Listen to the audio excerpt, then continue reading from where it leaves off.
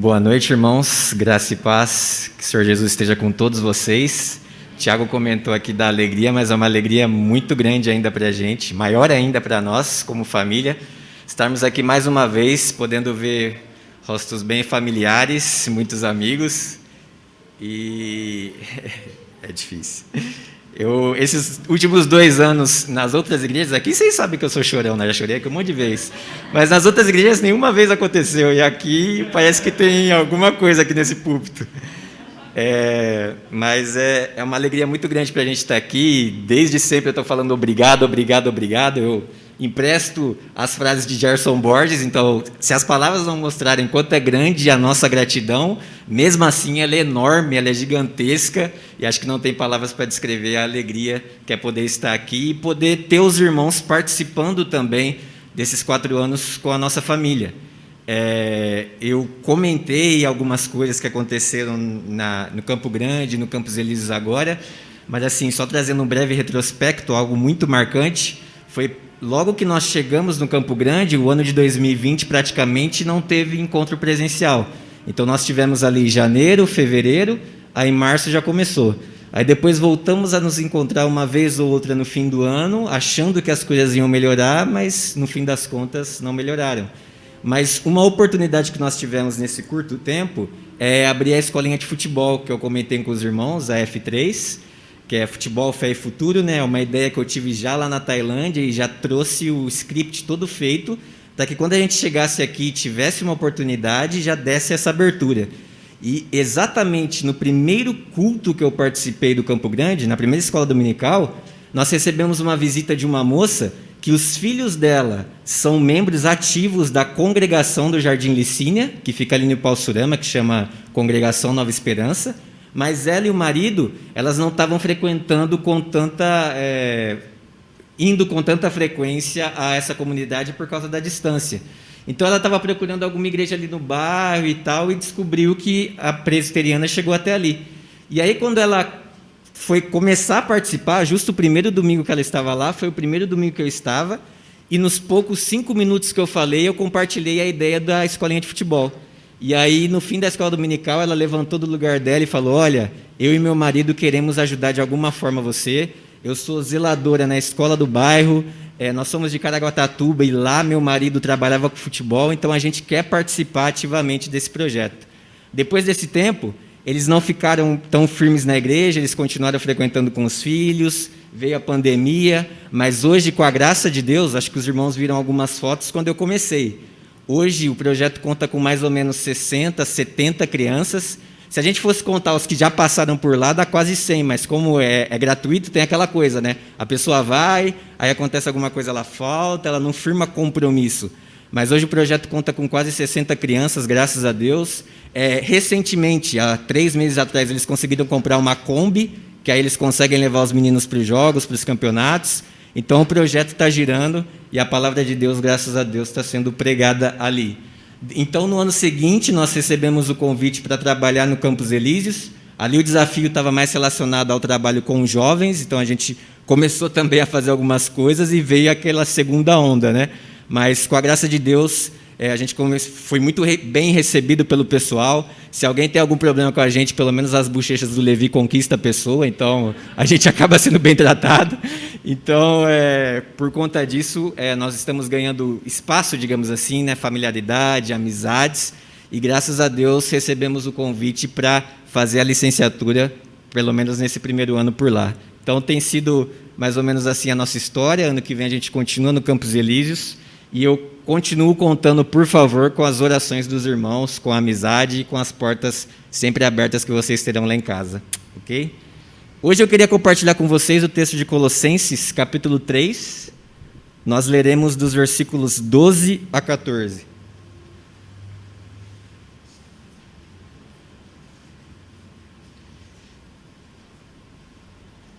Colossenses 3, 12 a 14.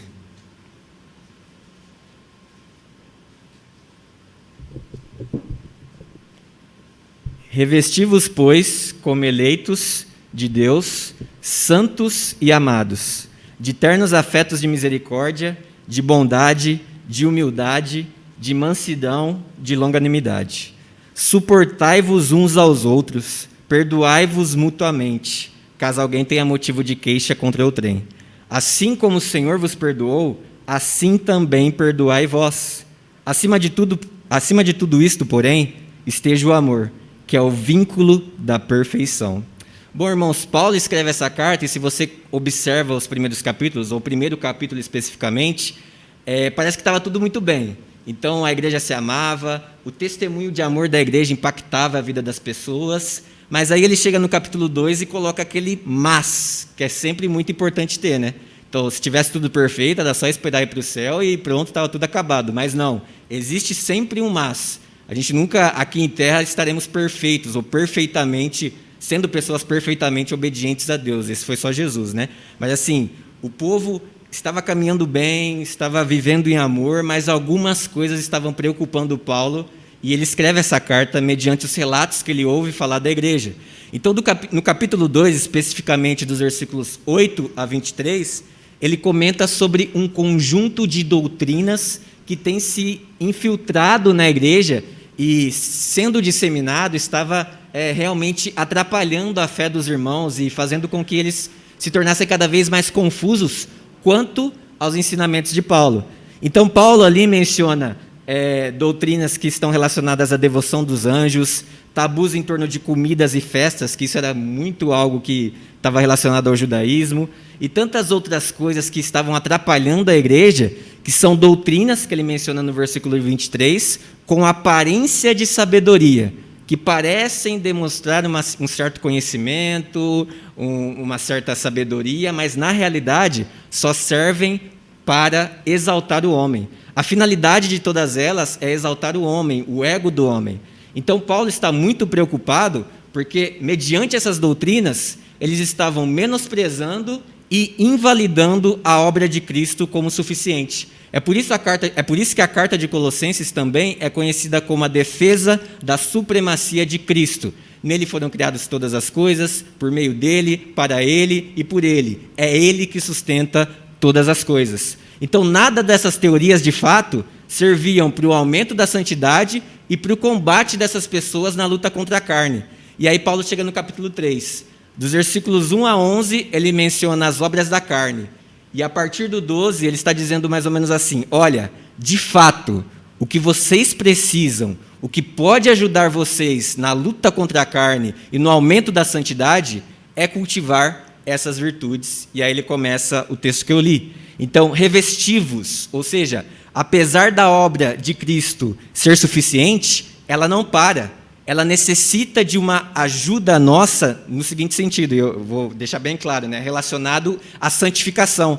Então, chega um momento, após a salvação que nós temos em Cristo, que nós participamos do processo de santidade, nos revestindo das virtudes e cumprindo os ensinamentos que Ele nos pede. Então, não é simplesmente Deus nos salva e nos coloca num banco sentado na igreja e pronto, e acabou. Não, nós participamos desse processo de santificação realizando ou fazendo algumas coisas. Então, se revestir é literalmente se vestir. Então, é como se, por causa da obra do Espírito Santo, agora o nosso guarda-roupa tivesse essas roupas mencionadas aqui. A roupa da humildade, a roupa da mansidão, a roupa da paciência, a roupa do perdão. Essas roupas estão ali no nosso guarda-roupa, mas necessitam do nosso empenho, ou da nossa ida até esse guarda-roupa e de nós nos vestirmos com essa roupa. Então, dessa maneira, diferente do processo da salvação, nós participamos da santificação, recebendo essas roupas, mas não só olhando essas roupas, se vestindo com essas roupas. Isso é muito importante porque, e fica mais claro ainda, creio eu, quando nós pensamos no trato que Paulo, na palavra que o Paulo usa para tratar com os irmãos de Colossos. Ele diz: olha, vocês podem se revestir disso porque vocês são santos e amados. Então, como santos, nós sabemos que a velha roupa foi tirada de nós e uma nova roupa nos foi dada. Mas espera aí, se eu já tenho essa nova roupa, por que eu preciso ficar colocando ela todos os dias? Por que eu preciso ir até ela? Isso fica muito claro e muito bem explicado quando nós pensamos na maneira como o pecado entrou no mundo. Então Deus cria Adão, cria Eva e diz: olha, eu estou aqui para me relacionar com vocês, para viver com vocês, para caminhar com vocês. a única coisa que vocês não podem fazer é comer do fruto dessa árvore. Eles vão, comem, como todos nós sabemos, e a partir disso, a natureza pecaminosa, o estado de rebelião em que nós entramos, passa a fazer parte da humanidade. Então, todas as pessoas que nascem de Adão acabam herdando essa natureza pecaminosa. E é por isso que Jesus vem sendo gerado pelo Espírito Santo, para que ele não passe por essa herança. Então, uma vez recebendo essa herança, nós naturalmente temos essa natureza pecaminosa. Então, é por isso que nós precisamos nos vestir ou ir até essa roupa nova. Porque a roupa velha, aqui em terra, não vai deixar de existir. Ela ainda vai estar no seu guarda-roupa também, ela ainda vai estar em cima do seu sofá, em cima da sua cama. Quando você menos espera, ela está embaixo do seu travesseiro. Ela constantemente vai fazer parte da sua vida enquanto aqui em terra. E se você não tomar cuidado, e se você não estiver ligado nas coisas, ou apegado a Deus, em comunhão com Deus, naturalmente o seu corpo vai pouco a pouco se aproximando dessa roupa velha e querendo vestir a roupa velha, se esquecendo de que as roupas novas nos foram dadas. Então, isso é um fator muito importante para a gente ter em mente, porque uma frase muito comum que nós ouvimos no Brasil é: eu sou pecador mesmo, não tem jeito. Eu errei, eu sou pecador.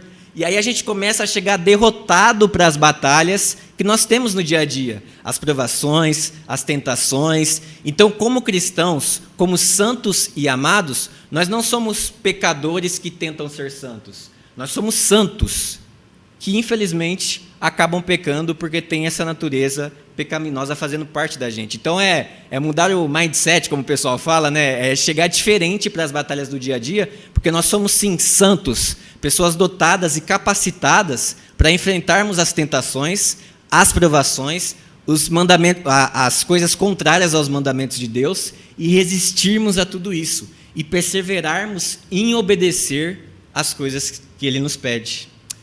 Mas, pensando nessas roupas mencionadas por Paulo, tem uma que ficou latejando assim na minha mente, que parece ser a mais difícil da gente conseguir colocar, que é a roupa do perdão. Então, assim, todas as virtudes, obviamente, estão relacionadas a você e alguma pessoa, relacionadas a relacionamento, né? Então, você tem mansidão, você tem que ter mansidão com alguém, né? Paciência, vão vir situações onde você vai ter que exercer a paciência com alguém. Perdoar alguém. Óbvio que em alguns momentos, sim, na vida a gente precisa ter paciência com a gente mesmo, a gente precisa se perdoar mediante algumas coisas que nós fazemos, mas, geralmente, essa situação está ligada a você e a alguém. Eu achei uns dados muito interessantes do Grupo de Estudos em Espiritualidade e Medicina Cardiovascular, que é um grupo ligado à Sociedade de Cardiologia Brasileira. E, recentemente, a doutora Lucélia, que é uma das líderes desse grupo, ela disse que, numa entrevista, que quando percebeu que a falta de perdão poderia estar ligada a episódios de infarto, a comunidade médica não deu muita credibilidade. Então, eles achavam que isso não estava relacionado à ciência ou a qualquer coisa desse tipo. Eles pensavam que era algo ligado ou relacionado ao campo subjetivo. Mas, nos últimos 10 anos, o número de artigos científicos publicados no Brasil e no mundo relacionando emoções negativas e quadros de problemas cardíacos, neurológicos, cânceres, aumentou 3 vezes mais. Então, os médicos explicam que começaram a encontrar imagens no cérebro, mapeando o cérebro, muito parecidas com a falta de perdão quando esses pacientes tinham algum problema cardíaco. Então, ela completa dizendo que, sabendo que é do cérebro que partem os estímulos nervosos para o resto do corpo, e sobretudo para o coração, eles entenderam que essas situações estressantes, traumáticas e que geram mágoa e raiva, causam um impacto direto no coração. E ela vai além, dizendo que uma pessoa que possui raiva crônica, ela naturalmente fica com o cérebro modificado. Eles conseguem ver literalmente, mapeando o cérebro dessa pessoa, o quanto isso tem afetado as emoções dela. Então, perdoar, geralmente, ou gera uma diminuição dos hormônios ligados ao estresse e ao desgaste emocional. Então, algo que parecia ficar muito no campo religioso e subjetivo, né, de pessoa para pessoa, na verdade também é uma questão de química, biologia e está relacionado com muito mais coisas do que a gente imagina. Então, parece que Deus sabia muito bem o que Ele estava falando quando disse: perdoem 70 vezes 7, perdoem várias vezes, perdoem infinitas vezes. Se a pessoa chegar até você 200 vezes no dia, 200 vezes no ano, perdoe essa pessoa, porque isso faz mal para o seu coração. Isso é normal na nossa vida, ou fatídico, né? Vai acontecer, porque você, querendo ou não, em algum momento, vai precisar praticar o perdão. E eu comento com a Larissa, sempre brinco, né? Principalmente pensando no Brasil. Acho que uma das coisas mais difíceis aqui é ser líder de alguma coisa, né? Ou ser responsável por alguma coisa. Até dentro da família, se você é responsável pela viagem que vai acontecer ali, aconteceu alguma coisa errada, você é criticado. E acho que os irmãos também corroboram com esse pensamento quando a gente lembra, por exemplo, que todo mundo sabe quem o técnico da seleção tem que escalar, né? Todo mundo sabe o que o prefeito tem que fazer, todo mundo sabe o que o pastor tem que fazer, todo mundo sabe o que o professor tem que fazer, todo mundo sabe o que o chefe tem que fazer. Então, críticas, justas ou injustas, sempre vão acabar acontecendo e sempre vai gerar em nós essa necessidade de perdão, essa necessidade de se desvencilhar dessa coisa, porque se a gente deixar isso sendo fomentado aqui, nos gerarão sérios problemas psíquicos e cardíacos. Então, o fato é que vários desses problemas corroem o nosso coração e também, infelizmente, faz parte do convívio na igreja. Na realidade, eu não sei nem se eu posso dizer infelizmente, porque se nós temos essa possibilidade de crescermos juntos, perdoando uns aos outros, também é uma ferramenta que Deus nos deu para nós amadurecermos, para nós crescermos espiritualmente e que Ele sabe que faz parte do nosso cotidiano, nas nossas relações, tanto em casa, no trabalho, na faculdade e na igreja. Tem uma frase que geralmente é atribuída a Shakespeare, que ele diz, né, que a vingança é um veneno que nós tomamos esperando que o outro morra. Mas eu posso dizer também que a falta de perdão é um veneno que nós tomamos, pensando em vingança aí, obviamente, em outras coisas, que nós tomamos esperando que o outro morra, porque é algo que, infelizmente, corrói o nosso coração e nos impede de desfrutarmos do vínculo da perfeição, que é o amor. E a pergunta fica, então, por que eu devo perdoar, pensando em todas essas dificuldades que nós passamos? E eu acho que isso o texto deixa bem claro. Primeiramente, é bom nós pensarmos o que não é perdoar. Então, perdoar não é esquecer o que a pessoa fez para você. Eu me lembro, e agora eu não sei quantos anos aconteceu, mas é bem recente, do caso do menino Miguel, aquele menino que caiu do 9º andar, se eu não me engano, e morreu. Eu nunca mais vi nenhuma entrevista da mãe dele falando sobre o assunto, mas vamos supor que essa mulher perdoou essa patroa e voltou a trabalhar na casa dela. Vocês acham que, em sã consciência, em algum outro momento, ela deixaria a criança com a patroa e diria: eu vou ali na padaria, você cuida do meu filho de novo? Jamais. Ela pode ter perdoado, ela pode voltar a trabalhar naquela casa, mas eu tenho certeza absoluta que ela jamais deixaria o filho dela novamente com aquela patroa, nem que fosse por 30 segundos. Perdoar também não é deixar de se defender contra falsas acusações. Como eu falei, às vezes algumas críticas que ocorrem são injustas. Você pode perdoar a pessoa aquilo que ela falou para você, mas não significa deixar de pontuar que aquilo que ela falou estava errado, que aquilo é uma inverdade, que aquilo não faz parte da sua vida. Perdoar significa literalmente deixar ir embora. É não guardar aquela dívida que você crê que a pessoa tem com você no seu coração, ou desejo de vingança, ou ódio. E eu me lembro aqui da oração de Jesus, né? A oração que Jesus nos ensina, a oração dominical. Perdoai as nossas dívidas, assim como nós perdoamos os nossos devedores. Ou seja, você está dizendo para a pessoa que te deve alguma coisa, fica tranquilo. Eu esqueci o que você fez. Eu esqueci não, né? Eu perdoei o que você fez. Eu deixei isso passar. Eu não tenho nenhum rancor, eu não tenho nada contra você. Pode ficar tranquilo, está tudo bem. E olha, o texto não classifica ou limita o perdão. Eu perdoo quem me pediu desculpas? Não. Eu perdoo quem é meu amigo ou meu familiar? Não. Eu perdoo somente aquele que frequenta a minha igreja? Eu perdoo somente aquele que errou uma vez comigo? Não. A falta de perdão, como o texto nos lembra, bloqueia o exercício do amor, que é o vínculo da perfeição. Como pode haver vínculo do amor ou unidade dentro do amor se não existe perdão? Ou se o perdão nos bloqueia a nos relacionarmos com algumas pessoas? O perdão permite também, e aqui o amor que é falado por Paulo, sempre mencionado por Paulo nas suas cartas, na maioria das vezes, quando se fala sobre relacionamento dentro de uma comunidade, é o amor ágape, que é o amor que vem de Deus, e uma vez colocado no coração dos seres humanos, faz com que esses seres humanos queiram fazer as coisas uns pelos outros sem esperar nada em troca. É o chamado altruísmo, é aquele amor sacrificial, onde você faz sem exigir nenhum obrigado. É esse amor que constitui a unidade da igreja. Então, irmãos, alguém que é santo, alguém que se diz servo de Cristo, é alguém que perdoa. Não tem como uma coisa existir e a outra coisa... Não tem como essas duas coisas não coexistirem. Se você é cristão, você perdoa. Isso é algo diretamente proporcional. Mas, Lucas, você não sabe o que aquela pessoa fez comigo. Você não tem noção do que aquela pessoa me disse. Você não tem ideia do que aconteceu aqui.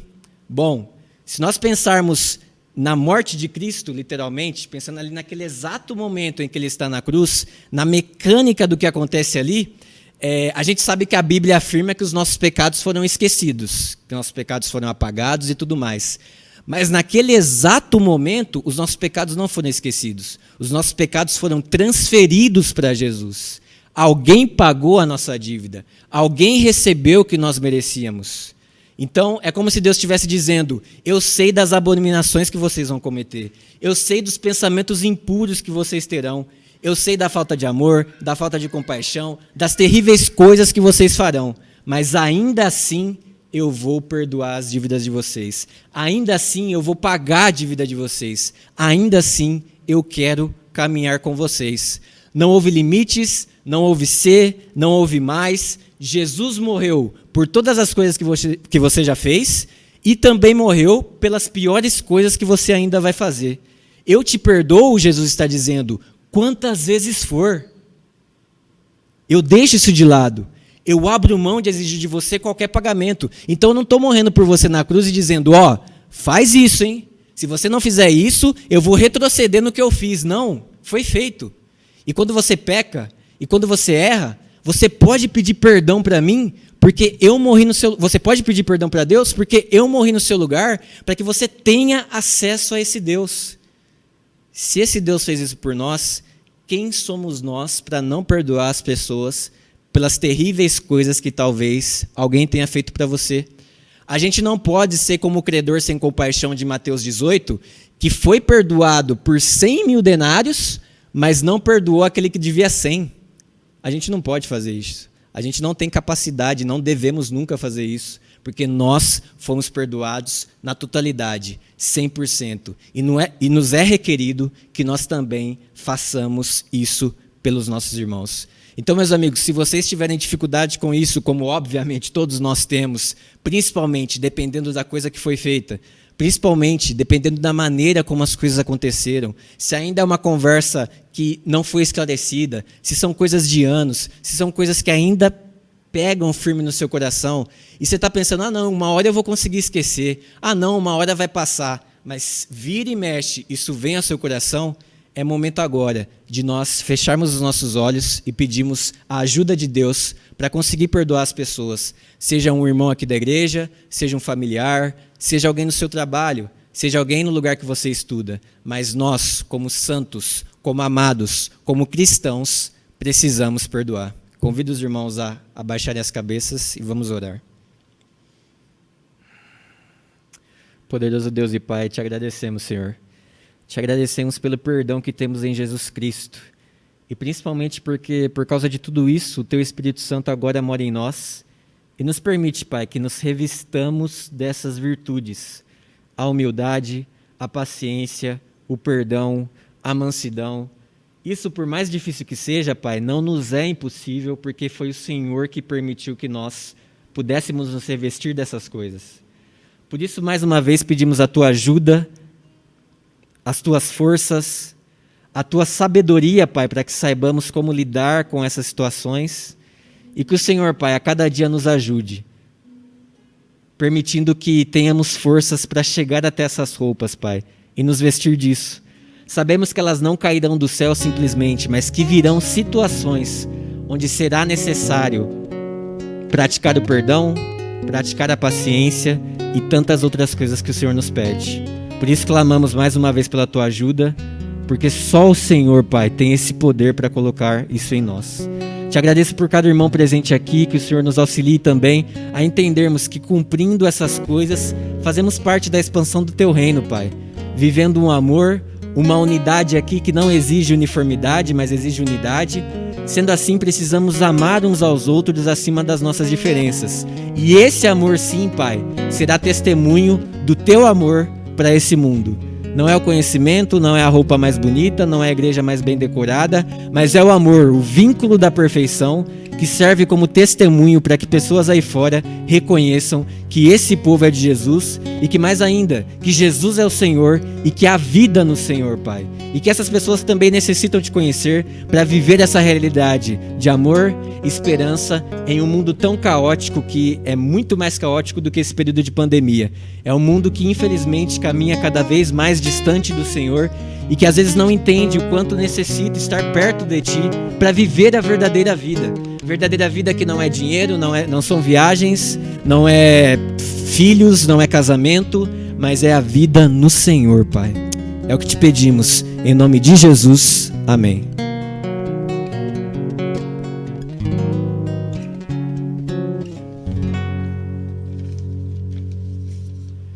Como Lucas muito bem nos lembrou, esse movimento de santificação é algo que tem a participação do Espírito Santo conosco, de Deus conosco, mas que não isenta de nós a responsabilidade de nos revestirmos dessa nova natureza conquistada por Jesus.